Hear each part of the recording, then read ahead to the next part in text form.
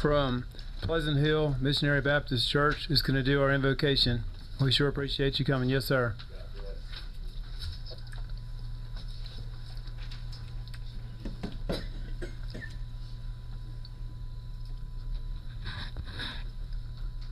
Again, God, we just thank you, we love you, and we praise you.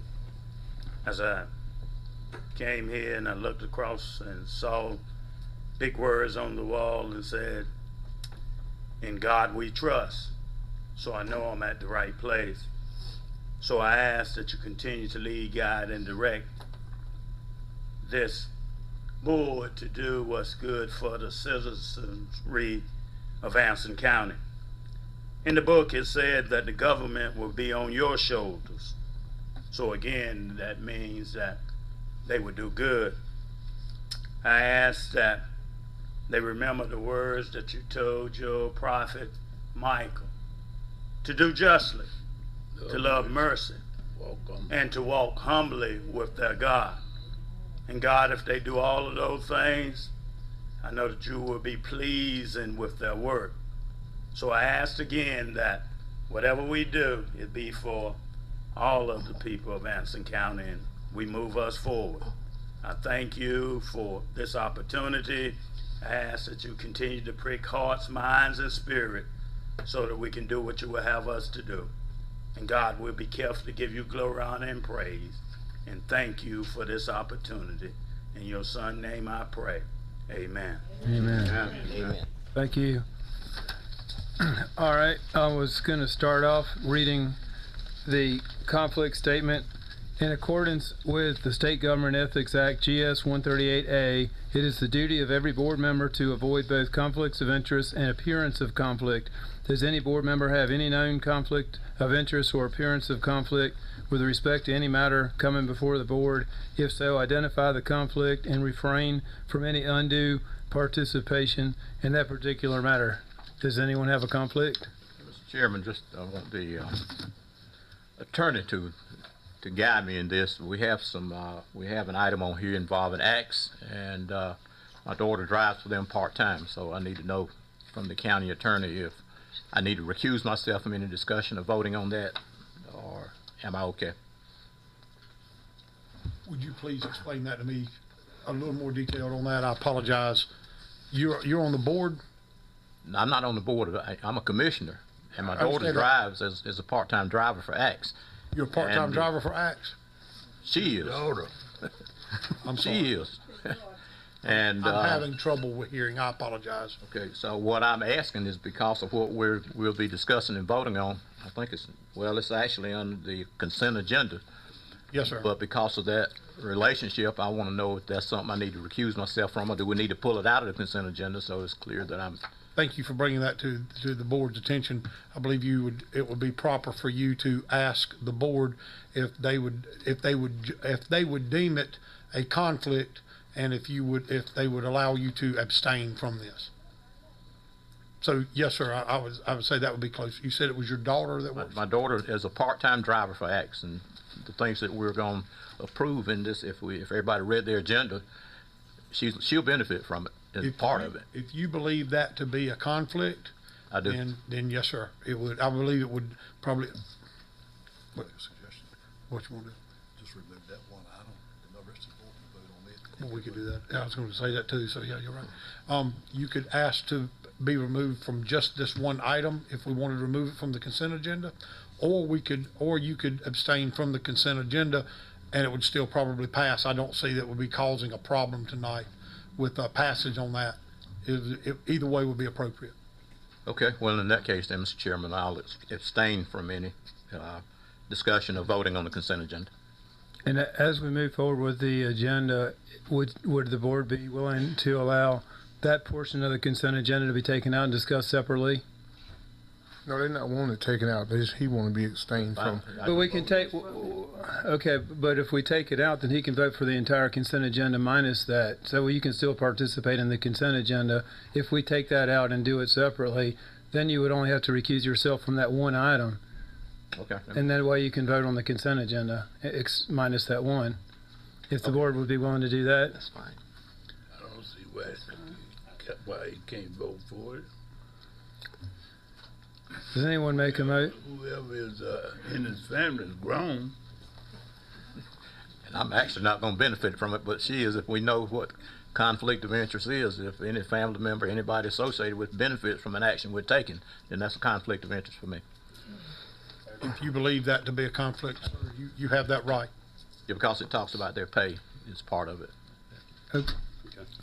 Okay, so would the board be willing to make a motion to separate the Acts vote 2D from the consent agenda, so Commissioner Woodburn could vote on the rest of the consent agenda? So moved. Second. Motion made by Commissioner Mims, second by Commissioner Gatewood. All in favor? Aye. All those opposed? Motion carries.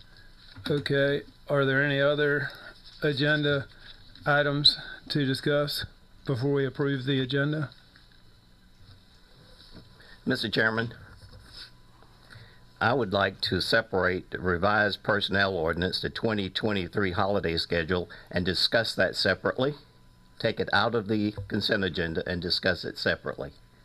Okay, motion made to take 2E, revised personnel ordinance, from the consent agenda to discuss separately. Does anybody second? Second. All those in favor say aye. Aye. That, all those opposed? Aye. Okay, then we have 4 in favor.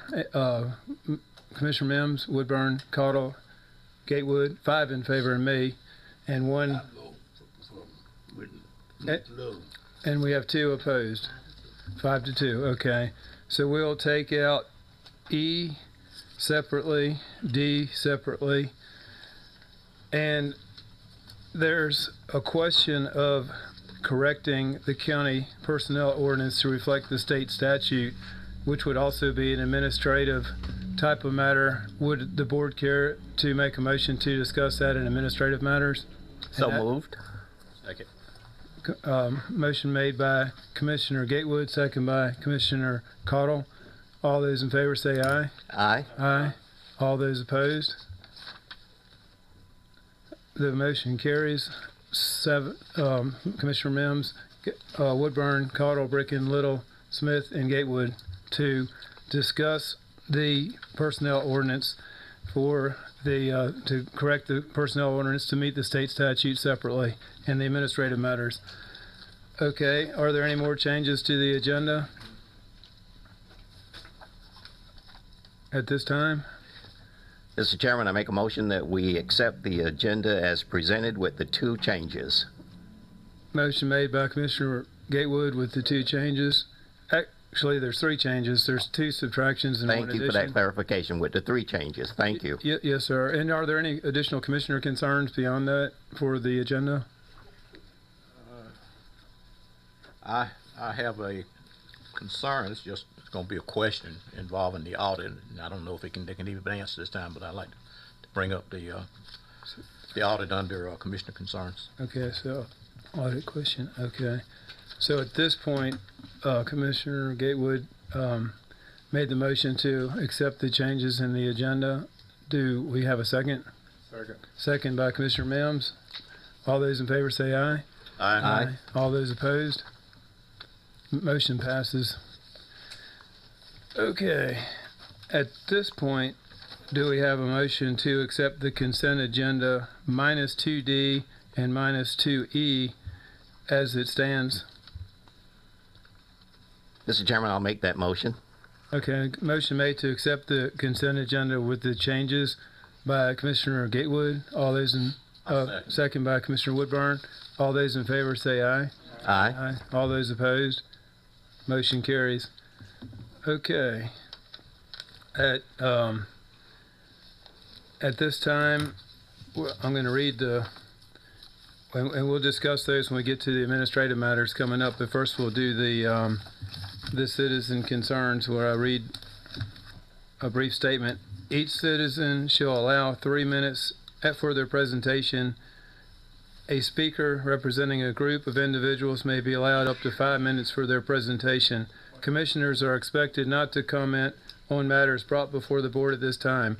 but to delay action or comment until staff has had an opportunity to research the subject matter and report necessary and relevant information to all members of the board. So we would start with Miss Sarah Dean.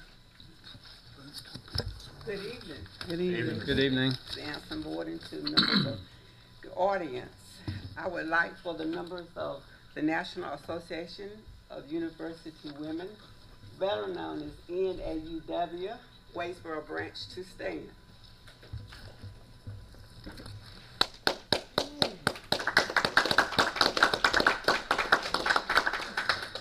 On March 11, 1910, in Washington, D.C., there was 4 women that conceived the idea to organize college women.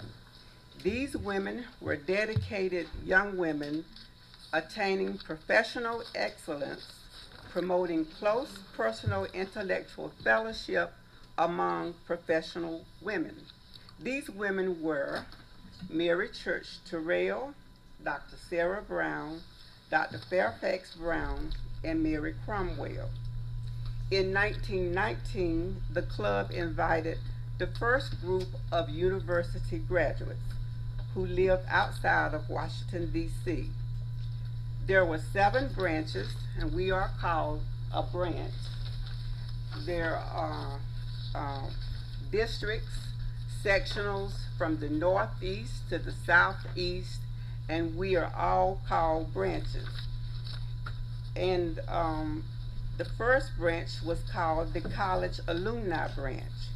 And this was organized in cities where college women were the founding group, and it became known as the National Association of College Women. In 1974, the name was changed to National Association of University Women.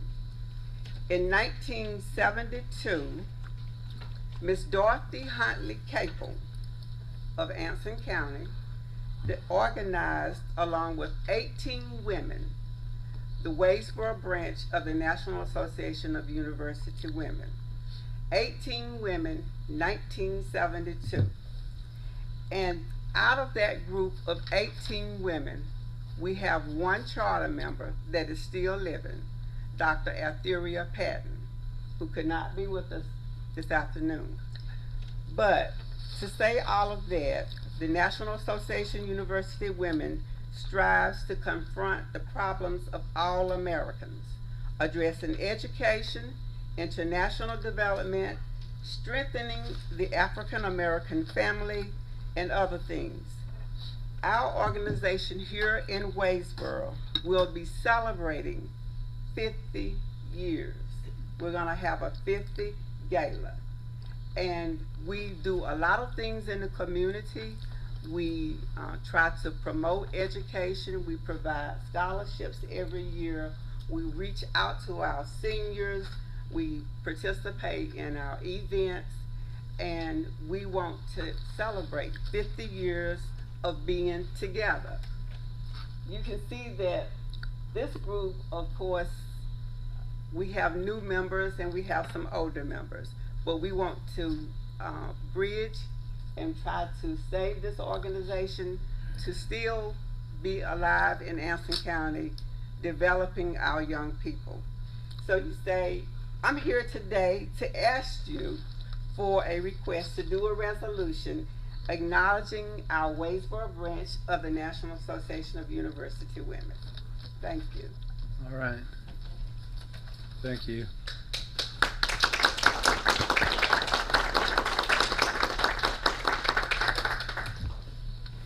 Okay, at this time, Mr. Anton Savenlo.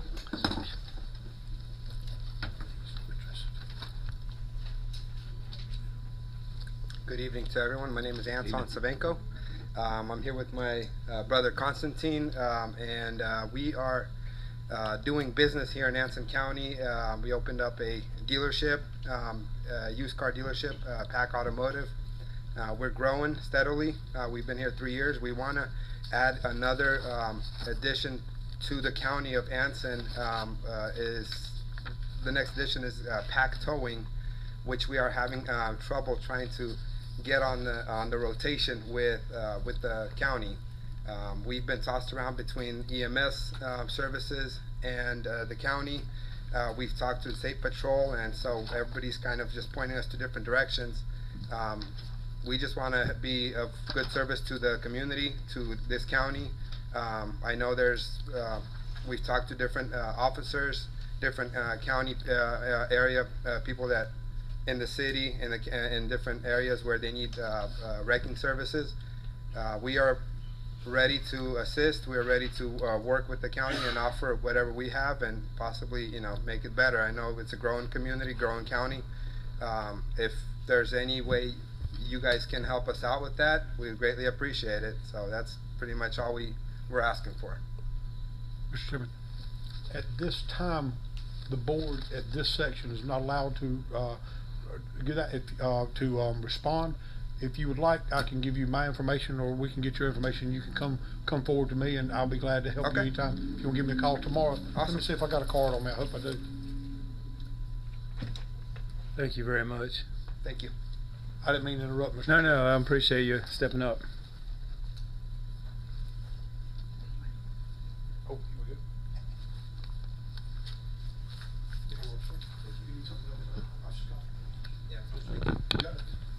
Mr. Chairman, Yes, sir. and if I'm not mistaken, the towing committee it usually only meets once a year, if I'm not mistaken, and usually that's in June, so this is May, and it should be meeting sometime in June. And they have submitted their application, so it will be on that agenda. Okay, yes, sir. Thank you. All right, Lynette and Bertha, please. Hey, y'all, how you doing? I'd rather call Miss last name, but y'all put it down like that, so I probably. Lynette Barnes. And Oh, Bertha Carter and Lynette Barnes. Oh, yes, ma'am. That's good. I appreciate that. So, I'm back again. I came here in November. I came here in December. Then I came in April. I was late. But in November, I came and I spoke concerning my aunt Hattie McClendon about a sidewalk for her to, because she stay on 742 South going toward Chesterfield, and she drives a wheelchair because she don't have no transportation van to pick her up unless she's going to back and forth to the doctor. And our GA is up the street from her house, so she need like transportation to get back forth to the road to her house. But she could ride her wheelchair, but she need a sidewalk on one side of the road at least, because she have to ride in the highway. Then you got then big old trucks come by, you got cars and vehicles and stuff come by, and she's in the road all the time. And she's not going to sit at home. She's not going to stay home. She's going to get on her wheelchair and she's going to ride. She tried to ride everywhere, but from where she live at to IGA, there's no sidewalk. But from IGA up through town, there's a sidewalk. All down by Smith, there's a sidewalk. All down this way by Wendy's, there's a sidewalk. Only she don't have a sidewalk where she at. Somebody need to do something and try to get her a sidewalk. Because the house she living in is the house she's going to be living in the rest of her life. So she needs something out there so she could ride the sidewalk and don't get hit in the highway. And I brought it, and somebody supposed to got contact with me or her. Nobody called us in November. Nobody called us December, January, February, March, April, and this is May. Nobody still reach out. I gave everybody the address, phone number. Nobody did nothing here. Because I gave it to people here and nobody did nothing. Mr. Chair, if we may, could we get that address from you? And you may be in the city, but we're gonna see about that. Yeah, I gave it to y'all last time. Okay, is that in the city limits? I don't know. All I know is IGA. Okay. Down the street from IGA. Down the street from Grace Senior Citizen Church. Okay. Mm-hmm. But I'll get the address to you.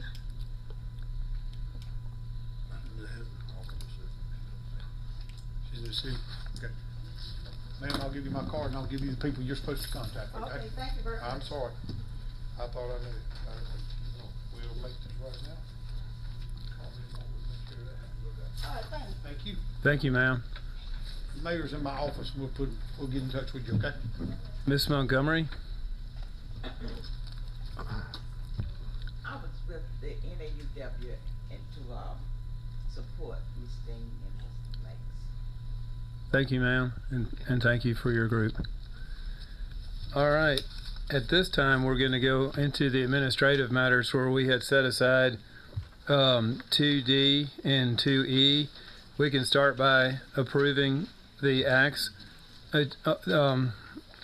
proposal that's on the agenda.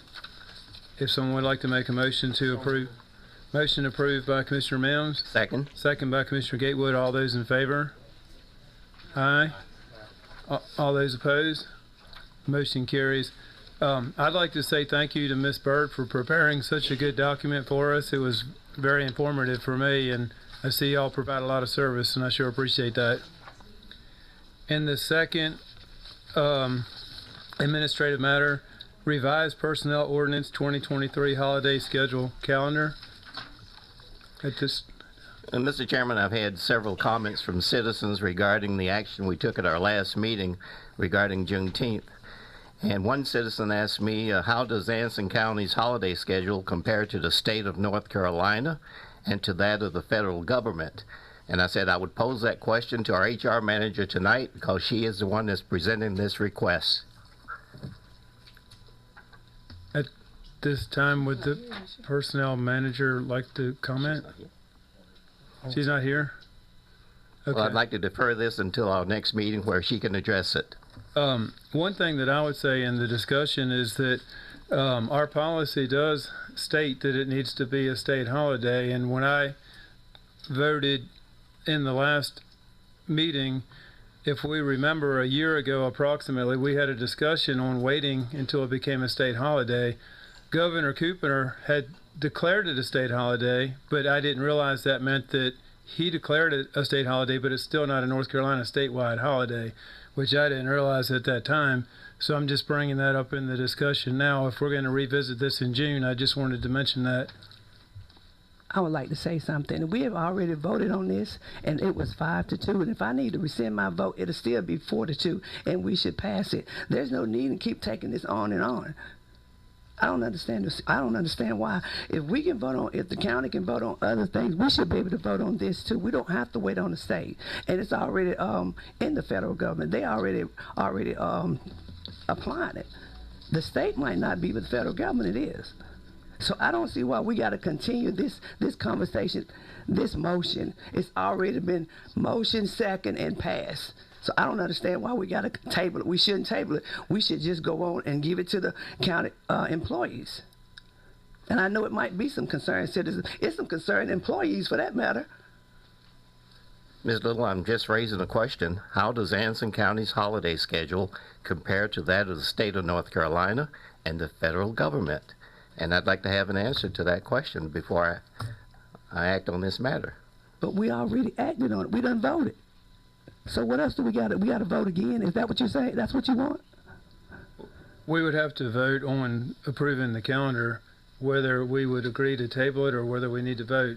That's where we are right now. Well, that's the calendar. That's not the June 19th. You voting on the calendar, right? And the agenda, right? But we already done voted on the June 19th. But the question is, in voting for the calendar, there's a concern about one of the calendar items. So okay, but we separated it. I thought we took that out the calendar item. No, we took the whole calendar out of the consent agenda so we could discuss it. But we took those two items out too. That's what I'm talking about. We took out acts and we took out the personnel ordinance. That's not the whole agenda.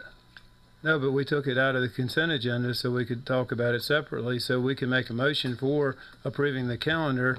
If the board were to make the motion to approve it and it gets a majority, then it'll be approved. And I understand that, but this has already been approved. But the calendar has not been approved. Okay, I know the calendar haven't, but this right here has. So we're not going to approve the calendar because this hasn't been approved? We haven't voted to approve the calendar or not yet. We're just bringing it up in discussion. I understand that, but he says he wanted this more. He wants more discussion. He has to table it, but then the board has to decide whether to allow it to be tabled. But I don't understand why it has to be tabled and we done voted. It only has to be tabled if the board agrees to allow it to be tabled. Would the board care to make a motion on whether to table this or not? Mr. Chairman, I'll try to answer Commissioner Gatewood's question. As Commissioner Little pointed out, the federal holiday was recognized about 2 years ago by President Biden for Juneteenth. The state holiday for that has not. I think the only deviation is right now, if you adopt this holiday schedule, you'll be compliant or consistent with the federal holiday schedule. The only deviation from the state holiday schedule, as far as I know right now, is Juneteenth, if you permit that to be added to the calendar. I think that will be the only difference, sir. It is a federal holiday. Yes, sir. Yeah. Mr. Chairman, I'd like to add too, and Commissioner Gate will correct me if I'm wrong. What I'm hearing and what I'm understanding is your question is, how does Anson County compare to other counties in the state as far as the number of holidays concerned? That has nothing to do with us approving Juneteenth. That's the way I'm looking at it. Now, if you're intending something different. Mr. Woodburn, my question is, how does Anson County's holiday schedule specifically compare to the state of North Carolina and to that of the federal government? I'd like to see line item by line item. Right. And that's based on the number of holidays and what they are. Yes, sir. I believe that's a legitimate request. Right. Yeah, and I'm not arguing that. My thinking is, if we have a holiday that's different from the state or federal, if that's what the county wants to do to benefit the employees, we have that right as Board of Commissioners to do that. Me too. Are you making a motion to table it? Well, I'd like to make a motion to get my question answered specifically. So I'm making a motion to table it until our next meeting where the HR director or manager can address it. Do we have a second? I'll second that. Motion made by Commissioner Gatewood, second by Commissioner Cottle. All those in favor of tabling it, say aye. Aye. Aye. All those opposed? Aye. Opposed. Commissioner Mims? Opposed it to next month. Table it till next month. What are you asking for to table it? I mean, Well, ask the one that's asking to table. He's asking to table it. My job is just to facilitate his request. The county manager gave him an answer. And it's probably going to be the same answer that the HR going to do. The same answer. Well, right now, we're waiting for the final vote. Mr. Mims. To table it till June, or should we pass the calendar today? We can pass it. I vote to put it on the calendar. Okay. So we have four votes to approve the calendar today, and that ends it. You haven't had a motion to approve the calendar. You had a motion to table it. Oh, that's right. Voted Okay. on tabling it. So now we would need a motion to approve the calendar without being tabled. I make a motion. Go ahead. I make a motion to approve the calendar as presented. Commissioner Little makes a motion to approve.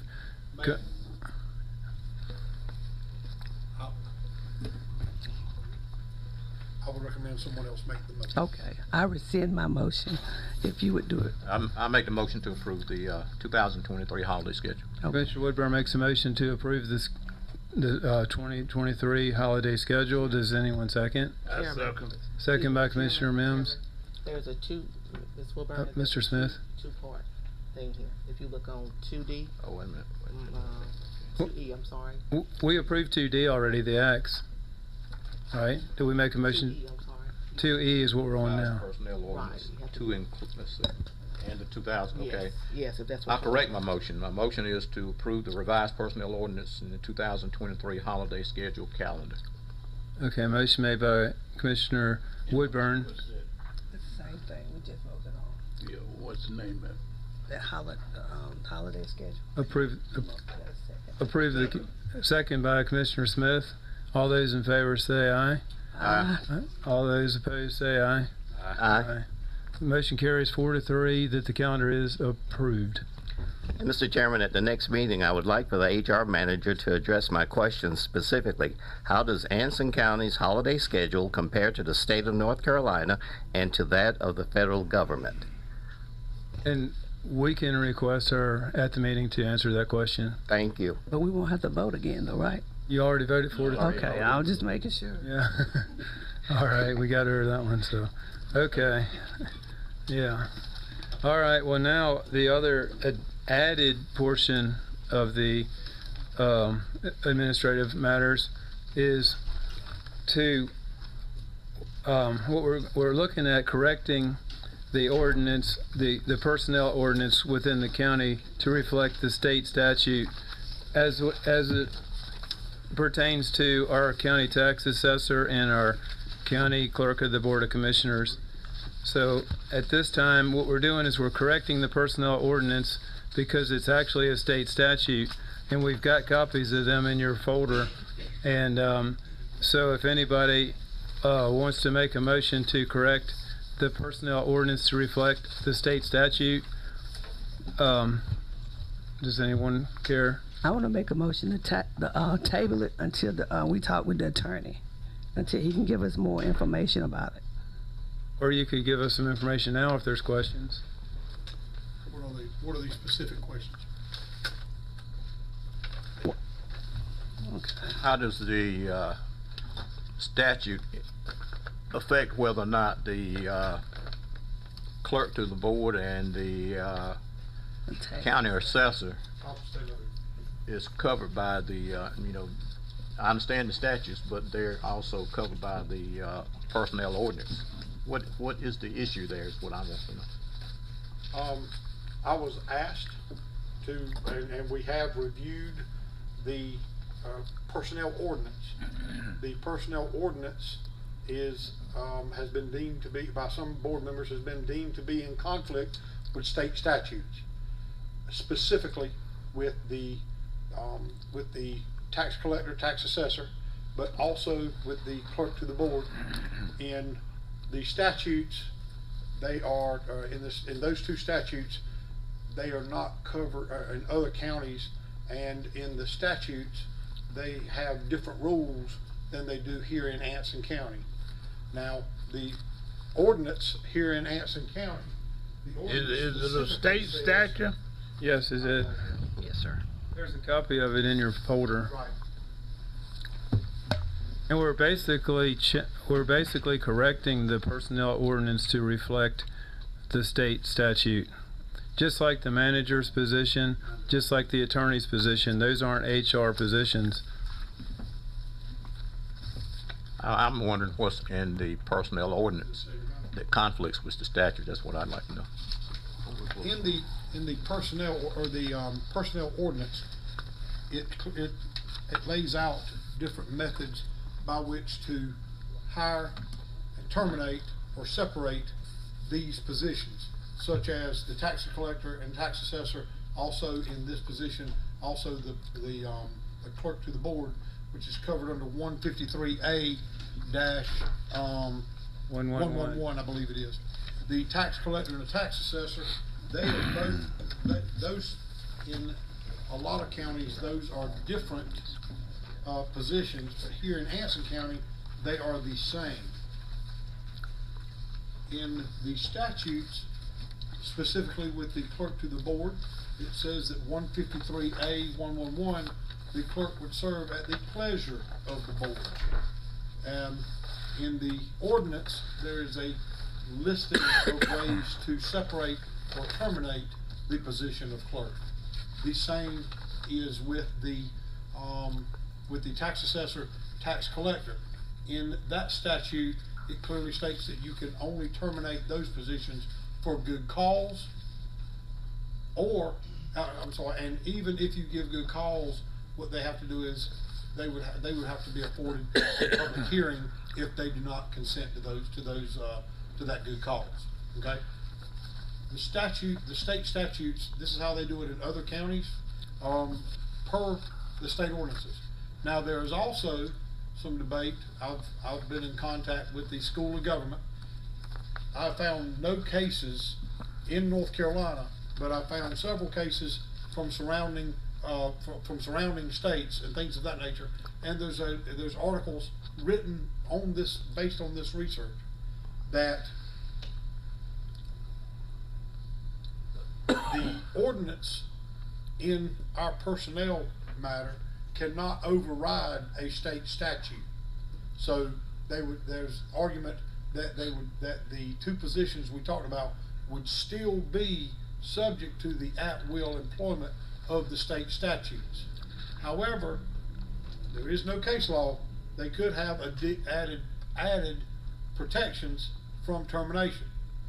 The state statutes say one thing, our ordinance say something else.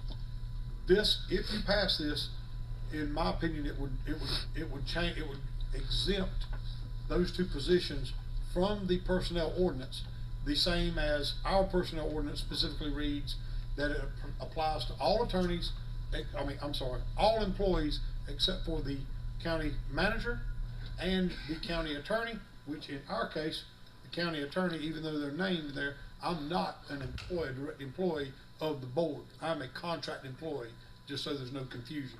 I'm going by what the ordinance says. That would comport with the statutes of the state, if y'all so choose to do so, or so choose to enact that. I make a motion that we leave it as is. Okay. To enact that, you would have to vote tonight. It would, to override an ordinance, it would have to be given the same dignity in which it was related, which you would have to supply it with another ordinance. In other words, you would have to vote tonight. Tonight's vote would need to be unanimous. If it is not unanimous, then it could be brought back up in 30 more days in June. So if it's not unanimous tonight, it would be brought back up. Have I gone too far in my explanation? In 30 days, if it's brought back up again and it gets the same votes, then what's the outcome? It would be a simple majority, no matter what the votes are tonight. It would need a simple majority in 30 days. Okay. It would need to be put back on the agenda, and people, the importance on this is the employees being able to speak against it or for it, either way. To speak to it is what they would have. That is the reason for the 30 days on this. So we vote today. If it gets a majority, 30 days goes by, we vote again. If it gets a majority, then it's It'll be adopted. Yes, okay. That's just for clarity. Okay. Yes, sir. Or if it is unanimously voted on tonight, just for clarity. Yeah. If it is unanimously voted on tonight, it passes. Okay. And that's where I was going with it, and you mentioned it because North Carolina is an at-will state. So you're saying that conflicts with the statutes, or did I misunderstand? It does. It conflicts with the statute. It's not clear. If it's in the ordinance, if these positions are in the ordinance, then, well, see, our employees, as I read the ordinance, are not at-will employees. They have extra added protections. You have to have processes by which you hire and fire or terminate or separate those employees. So the ordinance actually gives more protections than is afforded by the state statutes on that. In these two particular cases, I was asked to research the tax assessor, tax collector. In this county, they're both the same person. It's a joint thing, and also the clerk, the position of the clerk, that those are included in the ordinance. This would bring them out of the ordinance, put them at the same status regarding the ordinance and employment as the manager, and if you had an attorney that worked that was employed by y'all, they would be exempt from the ordinance protections too. And one way to think about it is if somehow the manager was under the HR regs, but he is supervised by the board, that could be a conflict of interest. So it's basically the way the organization chart is set up. And if the manager is under that statute that allows to serve at the board, then the clerk position is the same. And had there been an attorney, it would be the same. So it's basically just clarifying something that already exists. How many out of the 100 counties? How many counties are under this? Out of the 100 counties, how many? I know all 100 of them are under this statute. Yes, ma'am. All 100 counties are subject to the North Carolina state statutes, 153A, 111 regarding the clerk. And I'm sorry, I don't have the nomenclature for the assessor. It didn't. I can read it. It's 105-294. That's it. Yes, sir. The state legislature has passed those laws to govern those. When our ordinance was adopted decades and decades ago, those positions were left out for whatever reason the board decided to do at that time. There is, there's thought that that would not prevent the board from being able to terminate someone, but as it reads right now, it is not it does not reflect what the statutes say. So at this time, if there's no further discussion, would anyone like to make a motion to correct the personnel ordinance for these two positions to reflect the state statute? Mr. Chairman, I'll make that motion, and I'm looking at a copy of the personnel ordinance, and it states the following officials and employees are exempt: elected officials, county manager, county attorney, and my motion is to add the tax assessor, administrator, and the clerk to the board. A second? Second. Second by Commissioner Cottle. All those in favor say aye. Aye. All those opposed? Aye.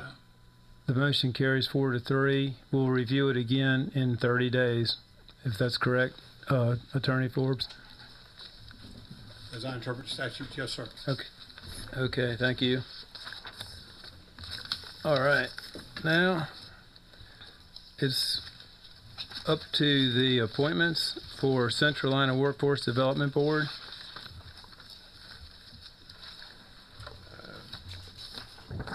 Chairman, I make the motion that we appoint Ms. Tracy Harrington to the Central Iowa Workforce Development Board. Motion made by Commissioner Woodburn. Second.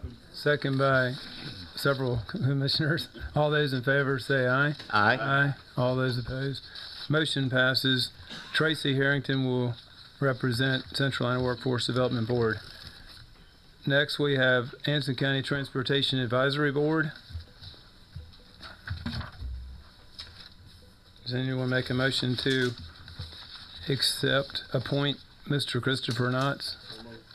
Motion made by Commissioner Mims. Second. Second by Commissioners Little and Gatewood. All those in favor say aye. Aye. Aye. All those opposed? Motion carries. All right, thank you. Now we'll go on to the manager's report. Thank you, Mr. Chairman. The first item is actually brought back from last month when we had a discussion about an agreement with Kinetic, also known as Windstream.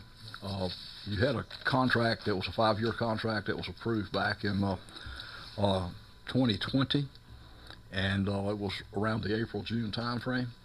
All this does is it parallels it, because right now you've got 3 county facilities, one being our water filtration plant, also the wastewater treatment plant in Little Park, that do not have this type of cable. So that's why they're sort of kind of in the dark sometimes. What we would do is we're not extending it, we're making this one parallel, consistent with it, so they would both expire at the same time, which would give us time to have them to put in that fiber cabling so that they will have adequate service. And as you know, the water filtration plant, we've also, you've got the SCADA system that operates there, and that may be a reason, since they've got the old fashioned copper facility. That may be why sometimes it's a little erratic. And so Jeff Louder's here if you need more information from a techno standpoint, but the nature is this will let us, this provides a $127,000 contract to get that cabling done, and then gives us a time frame until it expires in 2025 to be able to see if we can find another provider. Has anyone had any conversation with Windstream on the IZzyNet situation that we discussed prior? That has been. I knew Attorney Forbes has had some. Matter of fact, he's called all the way out to Little Rock, Arkansas. We have. They have not returned my calls, nor answered any correspondence that we've sent to them. So if we're the only county out of 100 counties that can't get one modem put in our county, do we think they're going to run fiber cable to our 3 plants? That's a question. The state mandates the modem at our 911 center. They won't provide it. I find it hard to believe they're going to provide the cabling. It appears that there is a conflict between Windstream and the state requirements. According to Windstream, they've met the requirements that they said. They spent a bunch of money. I haven't gotten a dollar amount on it, but our IT department explained a little bit up to me, and the best I could understand it is, Mr. Wilder explained it, that Windstream spent money, a couple $100,000 on trying to comport with the requirements of the state, and did what they believed the state said to do, and the state is saying, no, that's not what we told you to do, but they're not wanting to add any more money to get into it. So it's kind of like a, whatever kind of contest you want to say it is right now between them. So our citizens are left out because the Windstream and the state can't agree on who's right or wrong. Is that how I'm reading you or understanding you? Right. That is, and we are the only. Windstream is in a state of bankruptcy. Yes, sir. They are. Yes, sir. They are. What I think the state's doing, this is my opinion, and our attorney can correct me if he thinks I'm wrong, but I think since the state feels like they've done everything they can do right now, or should do, they're leaving it up to Anson County to fish or cut bait, so to speak, when if you were going to be fishing, you're going to be filing a lawsuit. What? That is it. Is that right? I want to warn you, that is exactly it. That is exactly what the state has said that they have tried, and that they couldn't do it. So it's up to us now. That we're the only state, or we're the only county in the state that has not complied with the ETSI or SD, however they say it. ETSI-net. That's it. Yeah. That system. However, one of the things is, I've spoken with our IT department, and I believe you were in on that meeting as well, and he specifically requested it. We're at a point where we can't just drop a contract with them because our entire system is hooked up with this. It's going to be a process, and that process is being researched right now, as I understand it. Is that correct? Right. Okay. And that process is being researched. Hopefully I can have a lot more for you between now and June, but even more so before then. And it's the process, they are trying to reach that goal. And the reason why we chose to go 36 months instead of a year was because we can't finish what we've got to do in a year, even if we're in the best case scenario. Correct. Jeff thinks it's going to take probably close to a year to get everything put into place from cable-wise. And of course, going back to what Commissioner Smith said, as we all know, Windstream has been in a state of bankruptcy for a number of years. And so I'm not sure if they're really looking at Anson County from a robust standpoint to make things happen. And I don't disagree with Commissioner Caldwell at all. It's concerning to me, but also because we've got our horse hitched to that wagon, so to speak, we're kind of at their mercy. But in knowing that we need more than a year, but we may not need 36 months, what happens in, say, 19 months if we get situated? Can we get out of this thing? We give them a notice and we walk away. Okay, so the 36 is not mandated, as we can stop before then if we can get out, if we can. Yes, sir. Okay, good. All right. But if you want to approve it, you'll have to get a motion in a second to approve the contract. That's why I want to ask that question. So as long as we don't have, I mean, I can't make the motion, but as long as we don't have to, if we're not bound by that 36 months, I think that makes our motion a little easier, right? Jeff, we can. So somebody would need to make that motion too. There's Jeff. There he is. Yeah, Jeff. Mr. Lodge.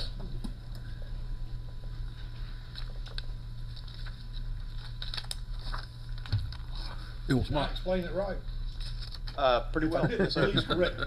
Pretty well. That kind of hits the nail on the head. And the other question I think Chairman has, as well as this board, is that if we approve the contract tonight for 36 months, and if in 19 months or 17 months, if there's a better alternative, if you will, we can give them a notice and we walk away and find someone else. From the legality perspective, I will defer to Attorney Forbes, Right. But yeah, again, if that's your interpretation, then yeah, again, that's beyond me.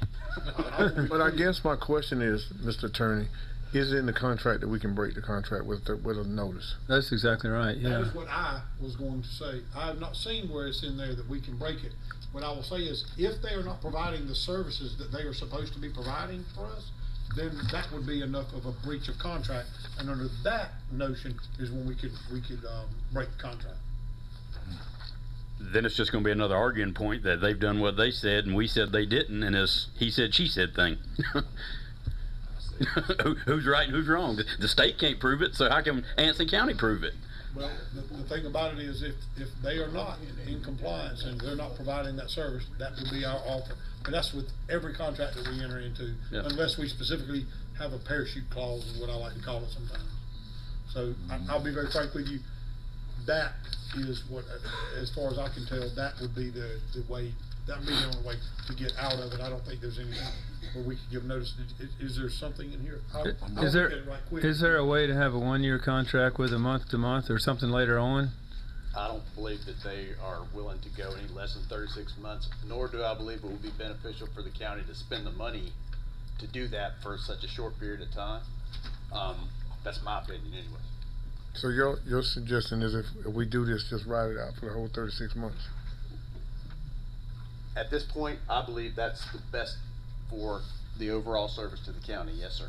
Because the largest issue that is at this point in time, we don't have any alternatives that can provide service to all the locations in the county, all the county facilities. I think we have 17 locations, ballpark, off the top of my head. But we have no way, there's no organization that provides service to those locations except for Windstream at this point within Anson. So we kind of got no choice, is what you're saying. If we want to have decent service at all of our locations, yes, sir. That is pretty much what I'm saying. Okay. Unless there's something that's changed since very recently that I'm not aware of. Sheriff Howell? The whole problem with the deal with Windstream is 911 communication center. Correct. They're letting us down. They're killing us with their bad service. We've been kicking the can down the road for years, dealing with Windstream. They're not going to come to the table. They're not going to play ball. They're just going to sit back, and we're unable them to do that because we keep contracting with them. Right. And the problem is we have certain phone calls that will not go through EasyNet the way it is because of Windstream's modem or whatever it is. It's causing us problems because those calls that doesn't go through here are routed to Stanley County's 911 system. And they're doing that for us as a favor. When someone calls 911 on a certain cell phone, then they send us a message, you have somebody's breaking in this house on this road. So it's coming from another place rather than someone on a live phone call calling directly to 911, which we know is the best way it's supposed to be. We're setting ourselves up for liability. Windstream's setting ourselves up for liability if we don't get this fixed. Do we have the option to challenge Windstream in a legal capacity? Okay, I've got an answer for this. I think we can go with this. I'm gonna read this out. The termination policy on here is number 9 on the contract. It says, this agreement may be terminated. That's the LKC. I apologize. I have a question, Mr. Latta. Is it not that on Spectrum is out there, Spectrum can take over just 911? Can we not? We can't break part of the contract? Thank you for that. The way that things are currently set up, and again, I'm speaking to the best of my knowledge, so I'm not saying 100% that I'm 100% positive of what I'm saying here, but I'm 95%, is that Spectrum is not the local telco. So the local telephone, the local facility is the only company that's allowed to do that. Since they are the provider of record in Anson County, they're the ones that are required to do that. So really what it is, it's a battle between their responsibility to the county and Anson County's responsibility to the citizens. And their responsibility to the county at this point is they're questioning whether they had that responsibility based on what they've already done. And again, I don't necessarily. And I would ask the question, is there options that we can get a different phone service, like Commissioner Mims is saying, and not use Windstream for that one building, but if y'all want to do the contract for the other buildings, continue on with a contract that's not at emergency services, and just facilitate some kind of deal with a different phone service that will work. I called T-Mobile as well. They have not called me back. They have not contacted me either. Neither did the manager. I left my contact information and the manager's contact information. I don't know why they don't want to, why they haven't done it now.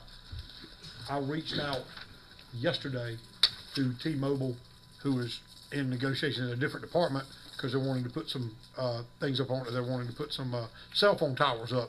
So I thought I'd use that as a leverage thing, and I'm trying to get that back in touch.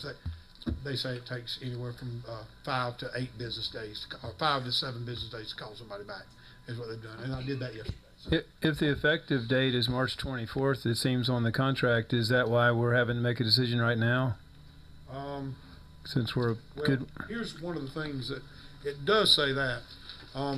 It says this offer is voidable by Windstream if not signed and returned by 5/8/2023.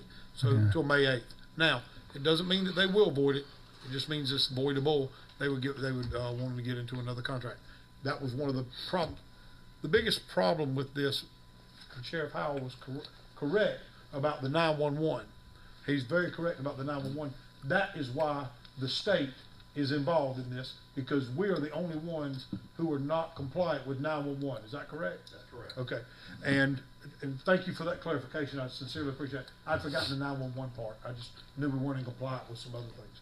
With the 911 part, I don't know if there is something else with another service.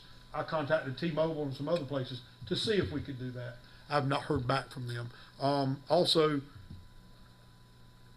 it's my understanding that if we don't sign this, the rest of the system goes down? No, sir. Okay, well, then that's why, goes okay, I down, thought that's what but you said. What this is doing is providing the same capability at those 3 locations that we already have everywhere else. And so what it is, it's basically like we've got dirt roads to those 3 locations and we've got a 4-lane highway to the other locations. So what we're saying is we'd like to get the road paved, so that we can have faster communication to those 3 locations. I didn't understand. I thought that had we not renewed this for the 36 months, that we would not have time to. No, this is strictly to allow us to provide better service to those 3 locations, really is what it is. And that's the purpose of trying to accommodate it, so that we've got the same capability at all of our locations within the county. Mr. Chairman, if I can, if I may, my thinking is, as he stated, this is not the entire contract. This is just to upgrade some other locations. But the conversations we've had, I don't remember when, it's been quite some time back, because once I was in discussions about the service that Windstream is providing to other organizations in Anson County, and I do know of an entity that was able to get away, but that was not like the county. But at any rate, they were able to get away from them and get much better service and a much better rate with another provider. And at that time, I made the county manager aware. I think it was Mr. Sossman. I don't think it was before his, it might have been before his time. But at any rate, my suggestion was at that time is that we need to start actively seeking another supplier. And I was informed at that time that the contract had just been signed, so that goes back a few years. So my recommendation remains: we need to actively seek another supplier for Anson County, because we're not getting the service that we need to get from Windstream. We got to work along with them till we've got that supplier identified and got things in place so that we can make a switch. Just for clarification purposes, the contract is in place now for all of the locations, and again, that's excluding the 911. It's really 2 separate pieces of the company, the way things are set up. But the contract we have in place for service to all those locations is 3 more years. Right, yeah, I understand. From June, I believe. So I believe it's June of 26 when it expires. Right. Yeah, I understand that, but my line of thinking, going along with what the sheriff says, we've got to get some things corrected. And if Windstream's not willing to do it, then I'm pretty sure somebody out there is, and it needs to happen expeditiously. I've actually reached out several times to AT&T legal offices down in Alpharetta, as well as Atlanta, Georgia, and also in Charlotte. And it's like Attorney Forbes said about Windstream and a few others, they don't return calls. Oh, I understand that. That's crazy. And I mean, and not just phone calls. I've sent them letters over, that's register receipt, that kind of stuff. So they got it. They just ignoring us. Well, what I found in my experience is you got to get to the right person. That's true. The right person. Ain't no right person to Windstream. That's one somewhere. Well, when they're going, no, I may not for Windstream, but some of these other providers that we will be looking at, there's the right person somewhere. I'll reach back out to Spectrum as well and see, because like I said, I've done, over the last month, I bet I've sent 3 or 4 letters to, as well as made phone calls to AT&T offices. And, I mean, even in Florida and office up in Pennsylvania, and they act like they don't know what I'm talking about. With the time frame and the deadlines, do we have any ability to table this? Because it sounds like there's way too many questions that would be unanswered, for me at least. There's absolutely, we had the ability to table it. Again, the sole purpose of me proposing it was to enhance the service of those 3 locations. Yeah. So we can continue to work at the same speed, which is slower at those locations, significantly slower, but we can continue to operate. Sheriff Howell, I hate to, what, in tabling this, is there a decision that we need to make? I know we need to make this as quickly as possible, but how would that affect the liability of what I'm worried about with the citizens and having to go through Stanley County? I've reached out and I've talked to the AT&T people and their legal staff, and they've concluded several months ago that the only way this is going to get straightened out is the county takes legal action against Windstream. And that's what I was asking early on. Do we want to do that? Because it sounds like that's the only way we're going to get any. I've got a ton of emails that they've sent this guy. I called the guy, got in touch with him, supposed to be the manager over this region, talked very nice. Oh yes sir, I'll get right on this. Nobody's really told me what they needed verbatim. We'll correct this. And so I went back because I felt like I was a little bit deceived by the AT&T people, because it was something totally different from what they had told me. And then they gave me all the emails. They'd been trying to contact this guy, and then when I tried to recontact him, I couldn't get in touch with him. I had his cell phone. And so AT&T, who has the EasyNet contract, is the reason they're involved. That they're saying the only thing now that we can do to get this straightened out is to take legal action against Windstream and force them to buy this part. The part that Windstream has a problem with is that they purchased a part to put in the modem, and when they purchased that part and it was installed, it wasn't the right part. And now they're blaming EasyNet for telling them to buy this part. They bought that part. Now it's not the right one. Now they're going to have to spend double the money to come in and put the correct part in, and they're not willing to do that. And as the chairman, I can't make a motion, but at this point I would wonder if we would want to make a motion to seek legal action, because it just sounds like that's the only thing we can do. Could we do that in closed session? I'd like to talk about whatever the process would be to just... And there's 2 solutions. I'm glad you brought that up. There's 2 solutions that I would like to talk about in that matter. My concern was, or I misunderstood from our meeting, that we were going to lose service. You're saying it's going to stay the same. No, sir. It would stay the same. That's correct. This was just going to enhance That's correct. service at 3 locations. That's correct. Okay. But it's going to run concurrent with the other already existing contract. Again, because it will take 120 to 180 days that's their best guess, to run the fiber optic cable, that would put us around November.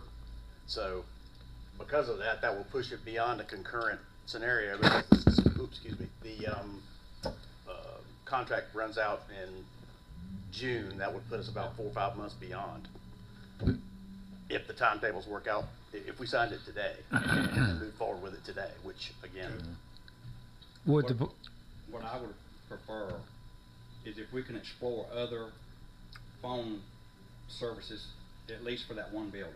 Oh yeah. And see if we can get that corrected. If we can designate someone to be reaching out to these agencies that see if the services they provide will actually connect to what we need and get these 911 calls coming here.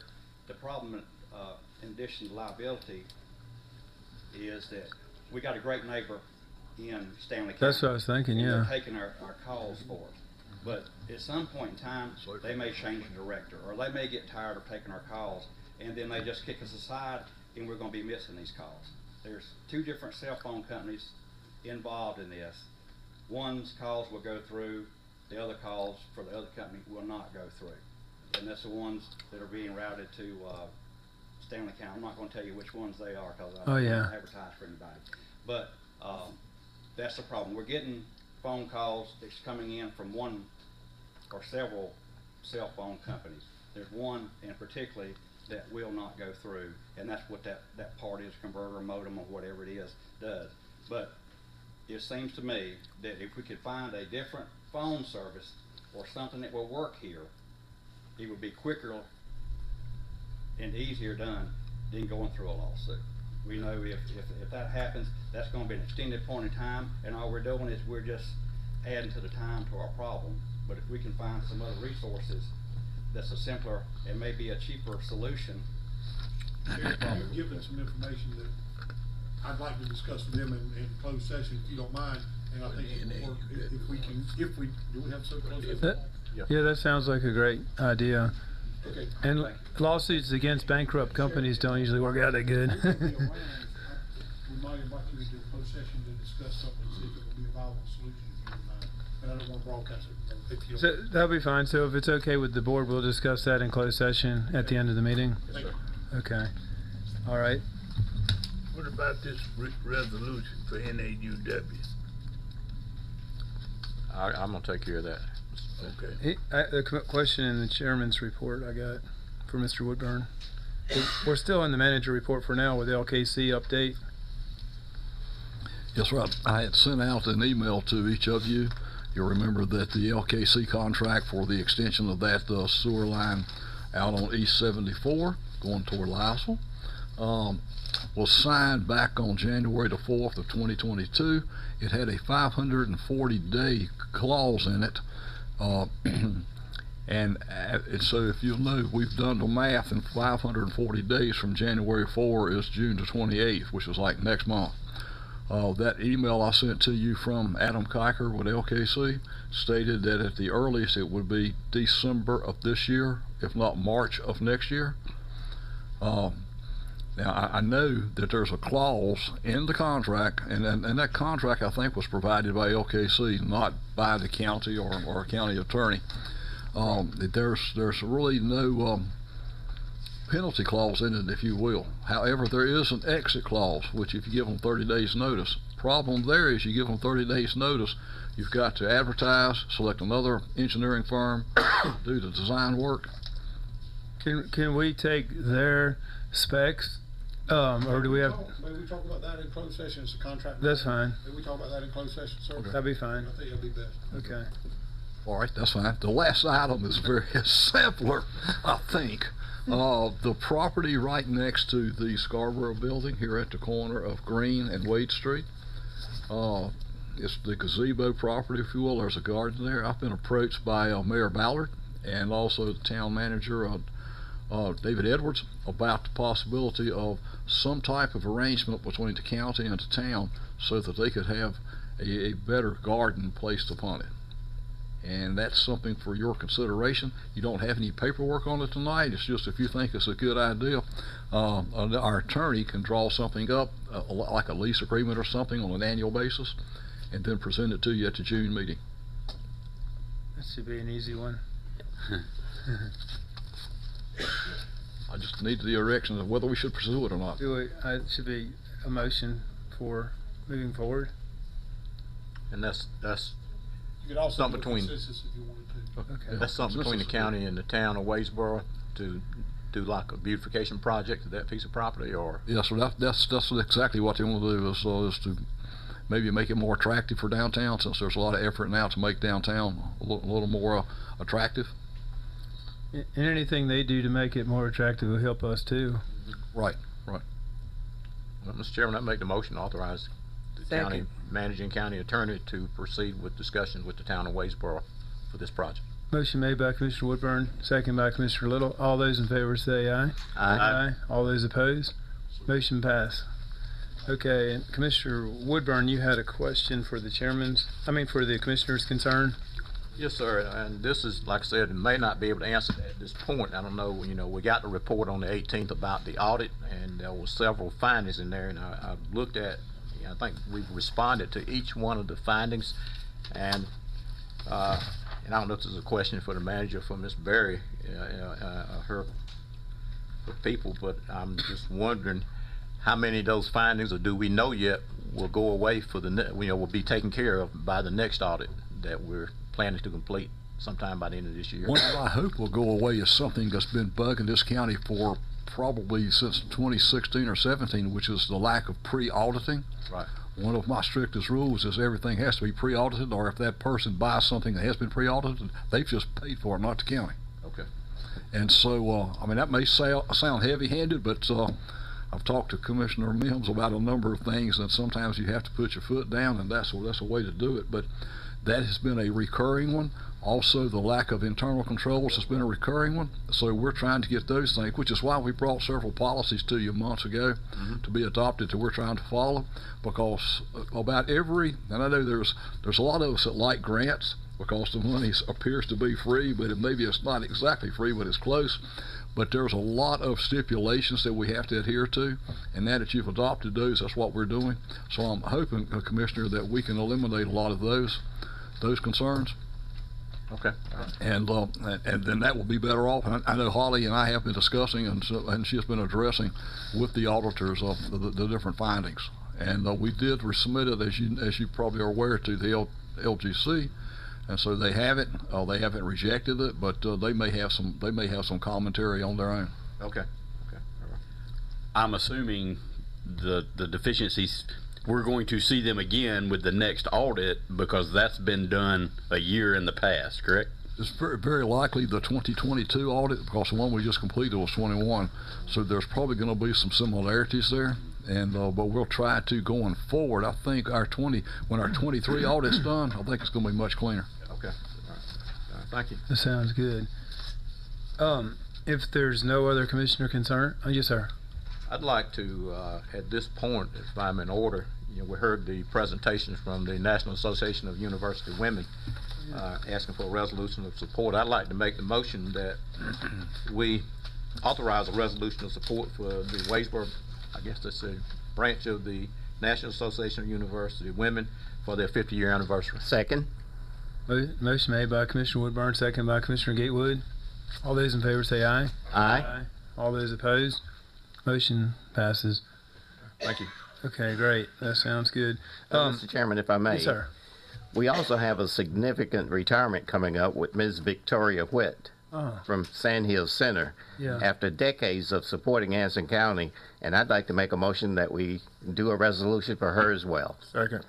Motion made by Commissioner Gatewood, second by Commissioner Mims. All those in favor say aye. Aye. Motion carries. All right, that sounds great. Any other commissioner concerns? Mr. Chairman, if I may, not Yes, a concern, just a reminder, gov deals. I was going to put that on. All right, very good. Thank you. Yeah, but thanks. I had, for the chairman's report, I was just going to mention what Mr. Gatewood was going to point out, that by going on GovDeal with some of these properties, we've done really well. We've gotten real wide recognition of sales, big audience, and 3 properties that we just sold, we did very well for the county. They're back on the tax rolls. The people bought those properties, and now they've taken them out of the county. We have at least 6 more, and as we get ready to advertise those, I'll make sure to mention it in our meetings to go on GovDeals and look for these properties. Again, it gives us a real wide audience, and I feel like the county did really well. And I know y'all know of a couple of those properties that we've had for years, and they were somewhat of a liability, and I'm happy that now they're going to be utilized by a citizen.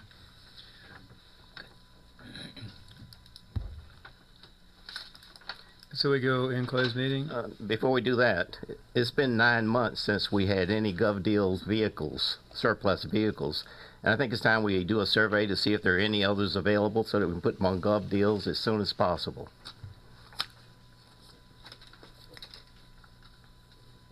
So that's my motion. Oh, motion made to do the vehicle survey to see if there's anyone second the motion? Second. Second by Commissioner Woodburn. All those in favor say aye. Aye. All those opposed? Motion carries. And Mr. Chairman, we have a new Family Dollar Tree store.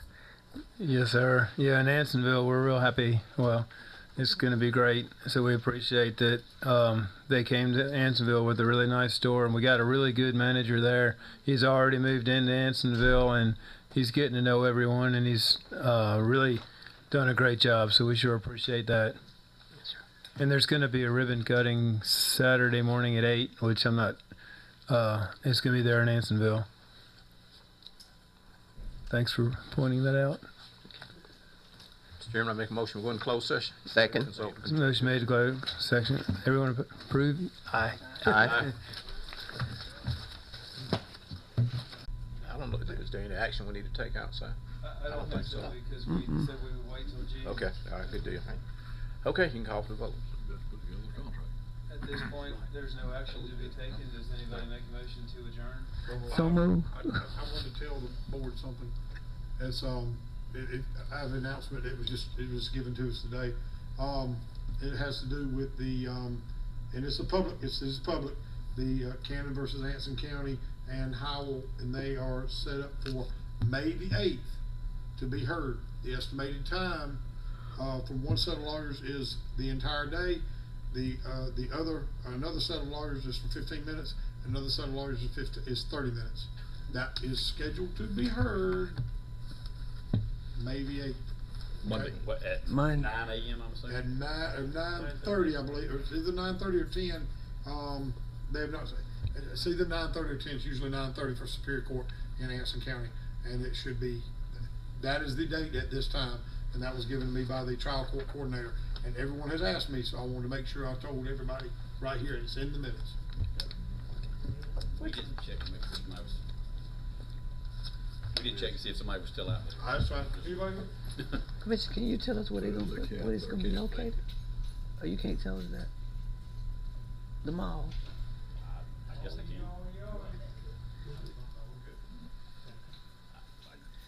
I think that would be an after meeting discussion. Oh, okay.